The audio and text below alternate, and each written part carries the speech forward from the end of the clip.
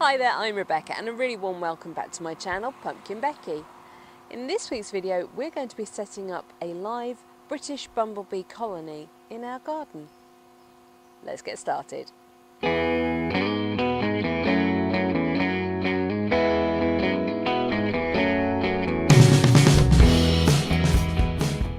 This will be something like our 6th bumblebee colony that we have intentionally introduced into the garden. They're from a company called Dragonfli and they are British bumblebees, or Bombus terrestris audax, and you can either buy just the live bumblebees as a colony, or you can also buy what they call their villa or their queen bumblebee hive. It's the 30th of May and Dragonfli don't ship out bumblebee colonies until the weather conditions and the temperatures are right for the bumblebees to survive. They are beautifully healthy colonies. It's so exciting when you see them. So before the bees arrive, I've got a couple of things that I need to do to set up the site, and also I just want to talk to you a little bit about what to expect from a bumblebee colony. When the colony arrives, it will be a healthy, thriving colony. It will have a queen, it will have around 60-70 worker bees. There will be eggs in cocoons ready to hatch. It's all good. But bumblebee colonies typically survive for about 8 to 12 weeks. That's true in these sorts of almost domesticated conditions, and also in the wild. That is just a fact of nature. They do all their really hard work during early summer, and then usually by August, they're starting to tail off a little bit. But what will have happened in the meantime is the queen bee will have laid new princesses, and they will go off and they will mate, and they will then hibernate until next year, when they will set up their own new colonies. So this is not an inexpensive thing to do. If you just buy a colony of bees, you're looking at about £80. If you buy a villa as well, then that's an additional expense on top, and the queen hive is a little bit more as well. But I like to think about the bigger picture here. From my one colony this year, I could get 5, 10 princesses, that's a guess, from my one colony.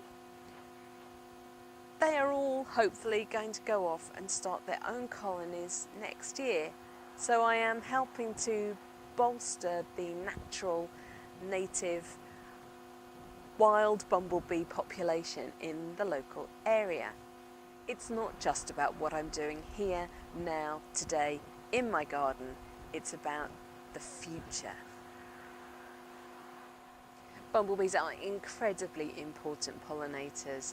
They help us maintain a really diverse natural ecosystem.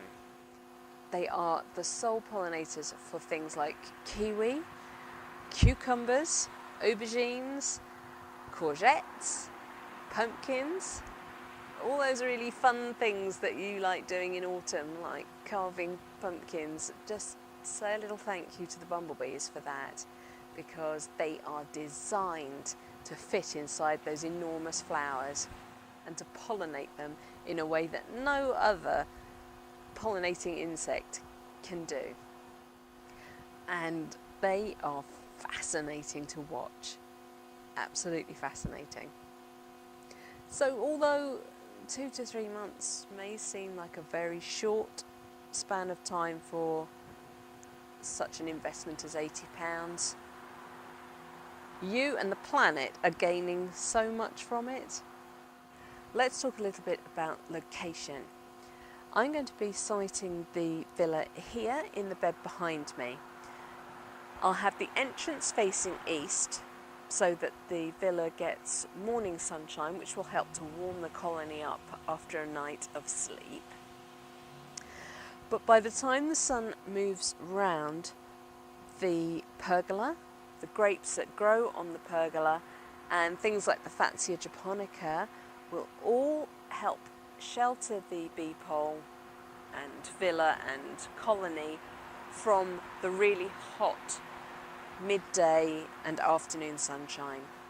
So you need to clear a space for the lodge to sit on, and ideally you would have something quite brightly coloured planted next to it so that they can recognise quite easily from a distance where their nest site is.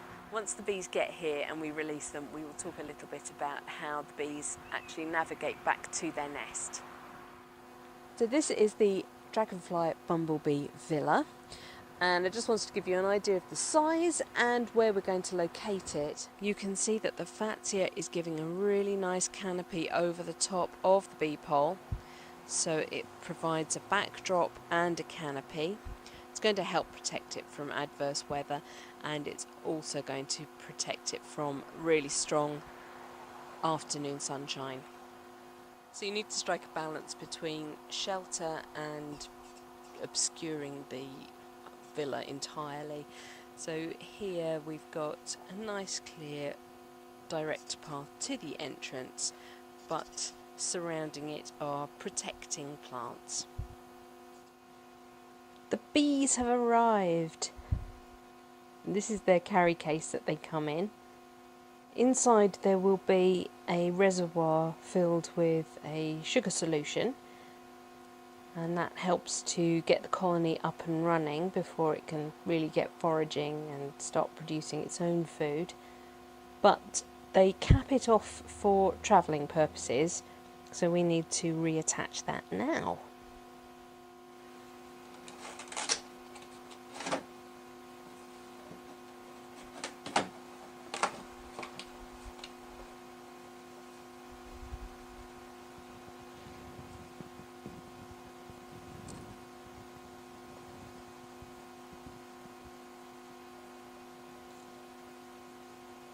And here's our beautiful colony of bees.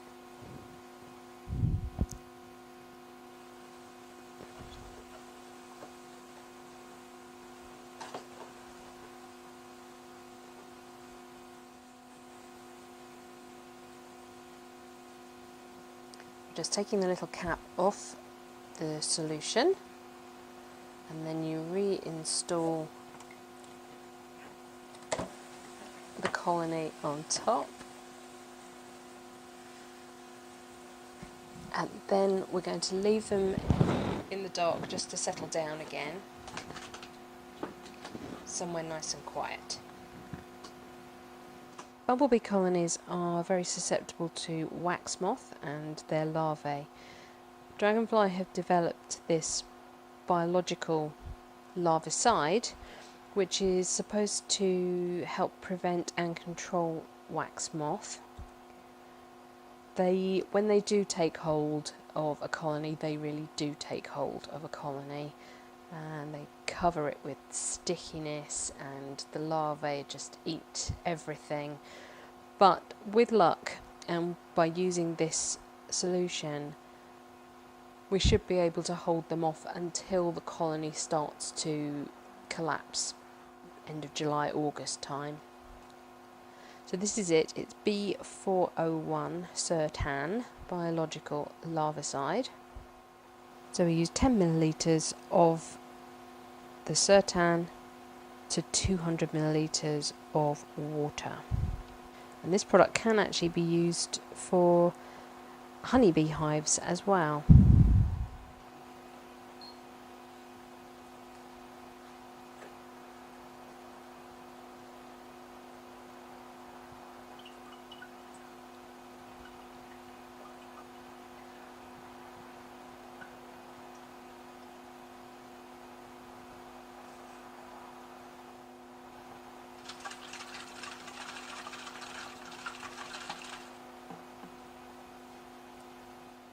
So here's our villa, We bought this new last year, so this will be its second lot of bumblebees. But I want you to just see inside here.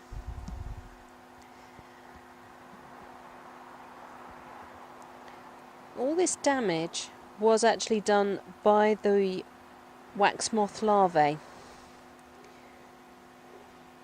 They have absolutely eaten the inside of this thing. It's crazy how much damage they can do.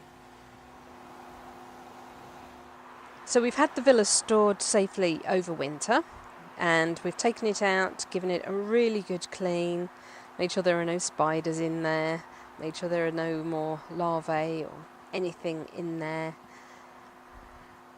And we're now going to give it a spray with the B401 Sertan.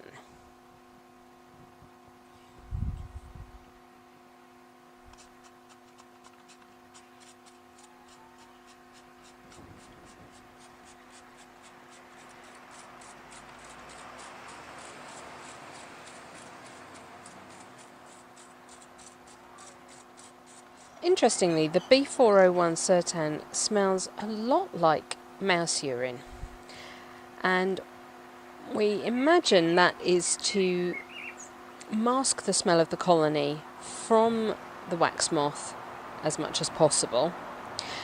And it also makes us wonder whether in nature that's why bumblebees tend to use abandoned mouse holes to overwinter, because again that scent masks them from potential predators like the wax moth. So we apply the solution all over the villa, inside and out, to give it as good a protection as possible from the wax moth straight away before we put the colony in. And then during the summer you reapply it, I think it's every 4 weeks. And then you allow the solution to dry off before you add the bees. So here's the cleared area that the bee pole will sit in, and I have just added some geranium and nemesia, pink nemesia, which will, as the summer goes on, grow up a bit more and help the bees identify where home is. So we positioned the villa into the raised bed where I prepared before. It's dried out now from being sprayed. We've got the bee carrier outside, and we're just about to put the bee colony inside the villa.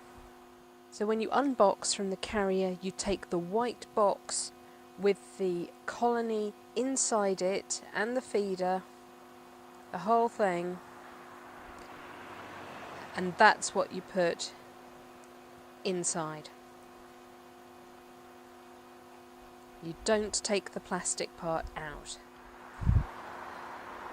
So you're going to line up the yellow entrance that you can see on the cardboard box there with the wide slot entrance on the villa. Make sure the lid is on securely. And then you can release the bees.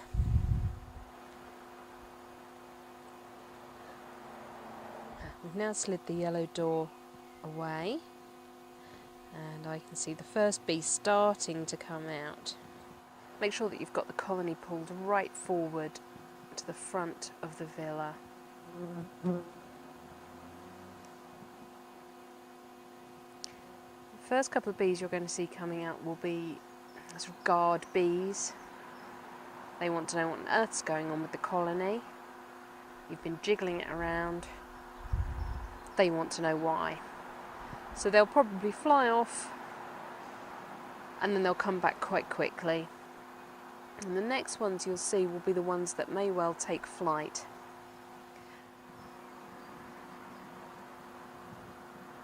And their behaviour here is fascinating. So they'll come out and explore the entrance, and then they'll take off, but they'll stay close and they'll just hover around a little bit, and then they'll get a little bit further away, and then a little bit further away. And then they'll start doing big circles overhead, getting steadily bigger and bigger as they almost photograph their journey home in reverse.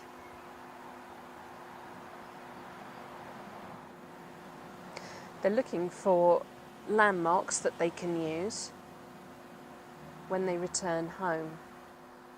A bumblebee can travel 5 kilometres when it's foraging for food.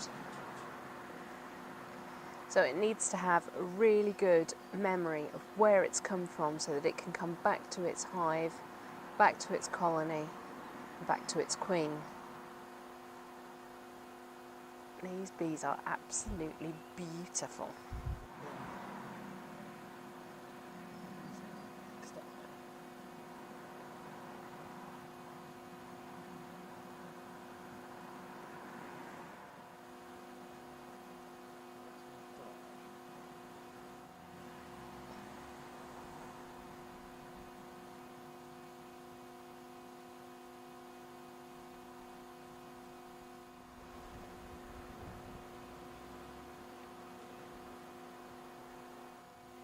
You should be able to see these bees pumping their bodies, and that's to warm themselves up.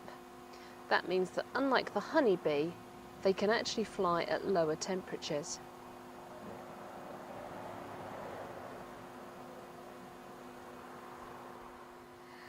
As time goes on, you'll notice that you'll have bigger bees and smaller bees, and that's because new young ones have hatched and the other ones are getting older and bigger. You'll start to notice that older bees won't need to plot their home journey every time they come out. Once they've been out and they've come back again, they will know where they live. Whereas the young ones will all have to go through this process of learning where home is. I can see there are a few trying to forage here in the garden, and that's probably because it's not sunny and it's not desperately warm.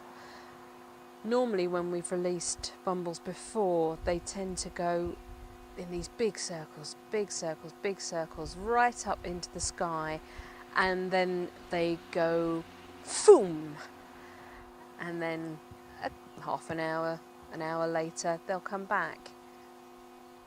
So after the initial flurry of bees coming out, it will settle down, but then they'll start to return home and go off out again once they've emptied their little leg buckets of pollen into the colony.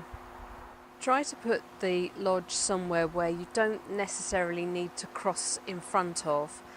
The bees know their way home, and if you get into their flight path, they will just crash into you.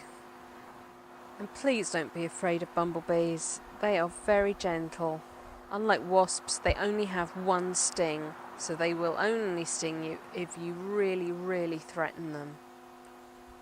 If you find a nest in the wild or under your shed, please don't destroy it. Please don't try and call an exterminator. Any exterminator worth his salt will refuse to finish the life of a bee colony, a bumblebee colony in particular.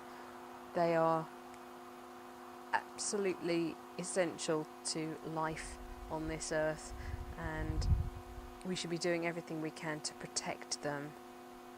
They may be inconvenient to you, but they will only last until mid to late summer, and then the colony will be gone, so you won't have to worry about it. So just put your plans on hold, especially as they are incredibly unlikely to ever return to the same location. We have actually successfully rehomed bumblebees from somebody who was moving their shed.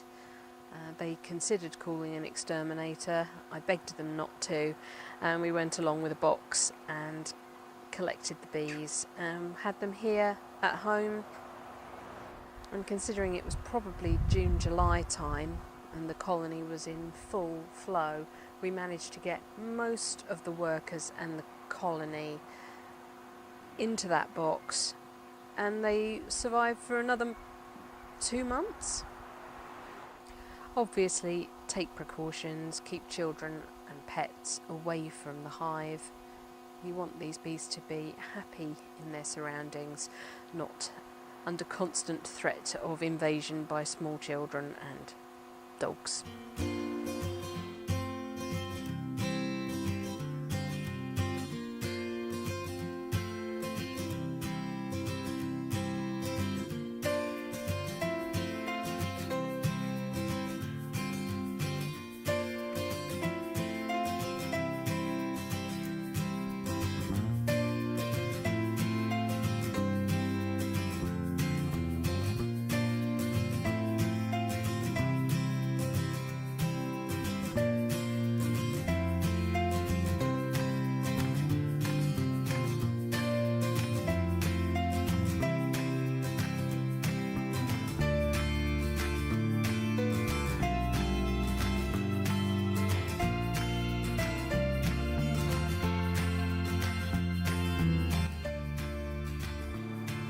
It's been about an hour since we let the bees go, and what I'd love to see now is somebody coming home with their pollen sacks filled. You can see we've still got bees going out, and you can see how much quicker they are at taking off. So clearly these ones have already been out. As I look around the garden, I can see bumblebees absolutely everywhere, which is lovely. Oh, here comes somebody.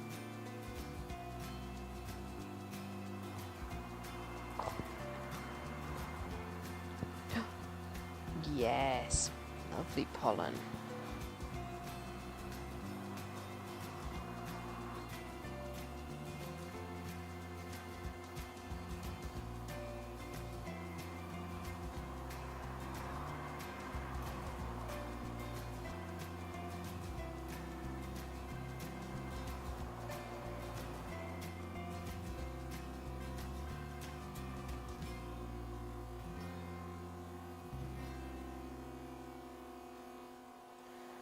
Can't describe to you the feeling of seeing these little creatures coming and going,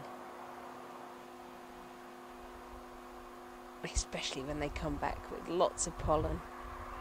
Well, the bees seem to have settled in already, which is wonderful. They're bringing back lots of pollen. Right, well, that's it for this week's video. Thank you so much for watching. Please remember to rate, share and subscribe to me here on YouTube, and until next time, bye. I could be helping to start 5. Thank you. It's very noisy of you.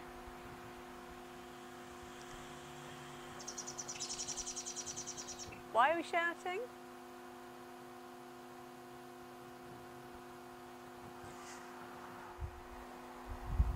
I'm being buzzed. Hello, Bumble. What you doing?